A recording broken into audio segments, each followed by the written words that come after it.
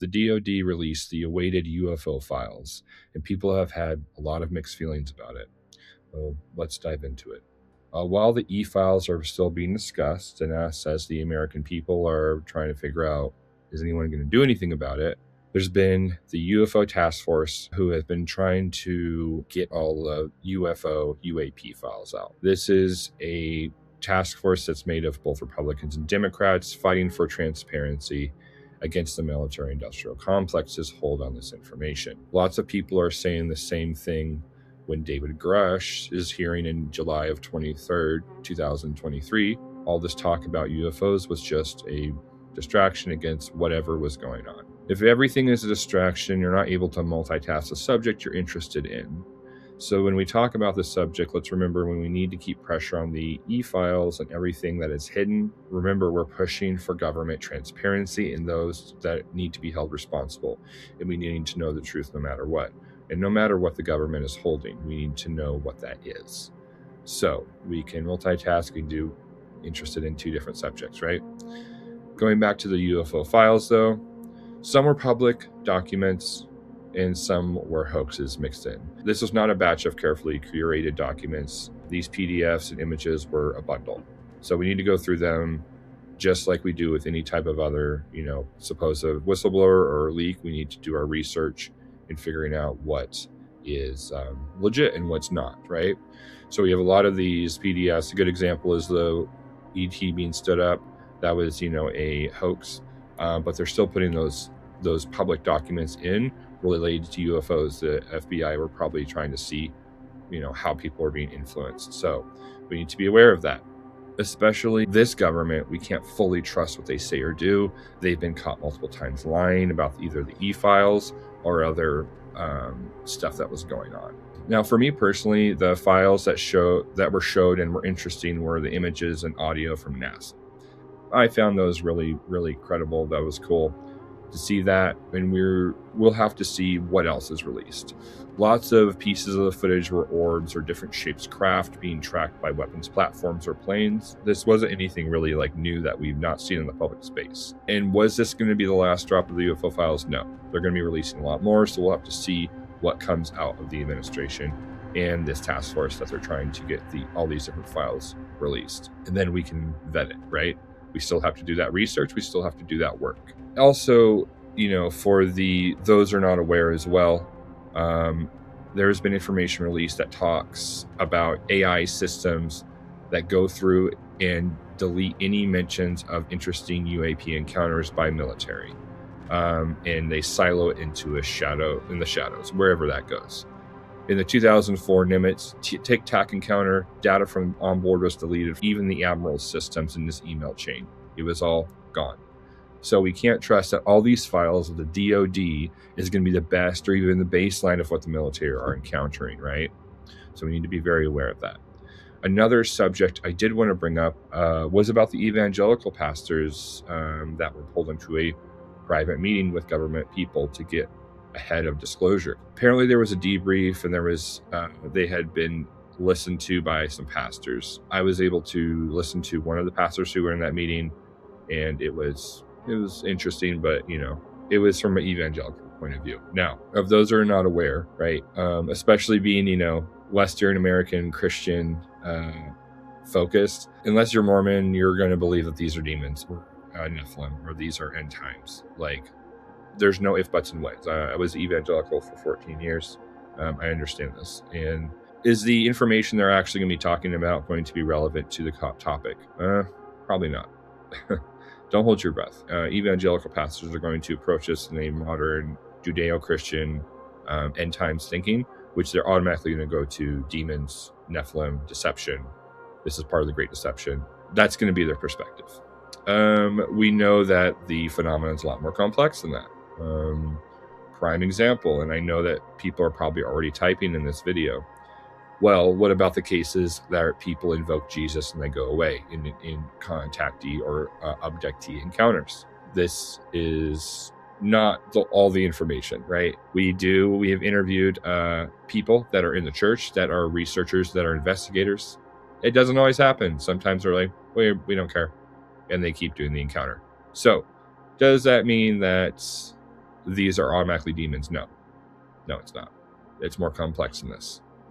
We have to remember Christian perspective, modern day perspective, is diluted information from previous belief systems. We know that demons and angels are good, bad, black, white mindset thinking of this whole idea that there's a good side and a bad side, right? We have to get beyond that perspective to understand the environment we are in. There's a much more complex phenomenon that people assume is, and that assume it is simple. It just really isn't. I ask those who are serious about the subject to do more deep diving. We have to approach the subject and understand this is a multi-faced, complex environment in reality.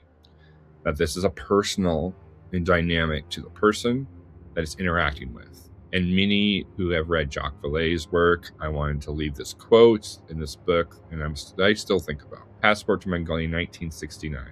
Perhaps we should try to understand what these tales, these myths, these legends are doing to us. What images are they designed to convey? What hidden needs are they fulfilling? Is this a fabrication? Why should it be so absurd? Are these presents in history?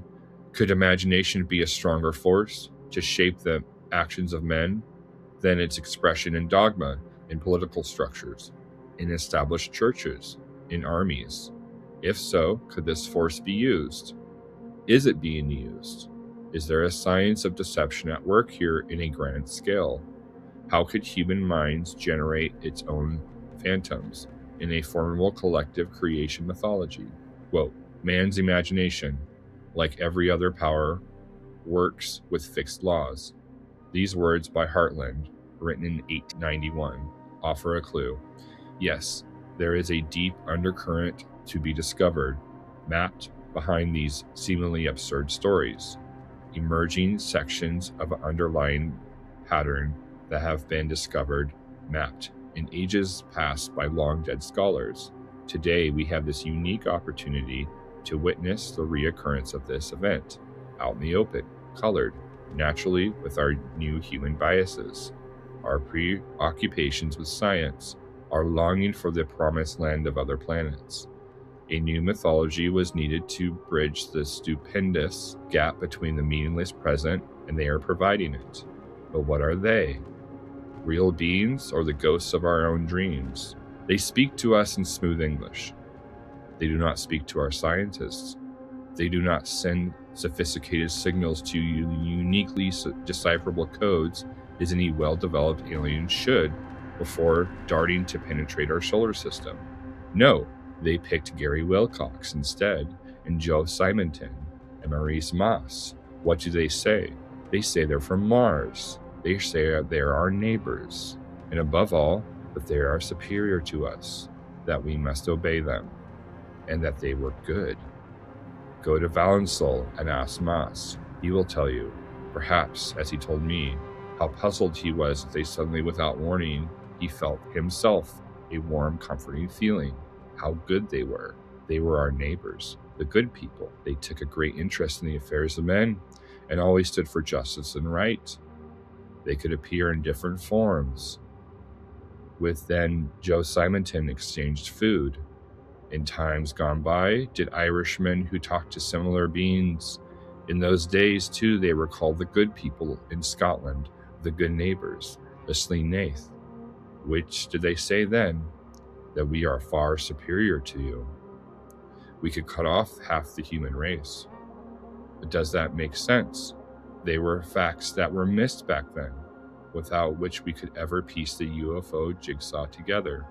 Priests and scholars left books across the time of their concern about these beings. These beings had been found, collected, studied, and together these stories present a coherent picture of appearance, the organization, the methods of our strange visitors. The appearance was, does it surprise you? Exactly of UFO pilots today. The methods were the same.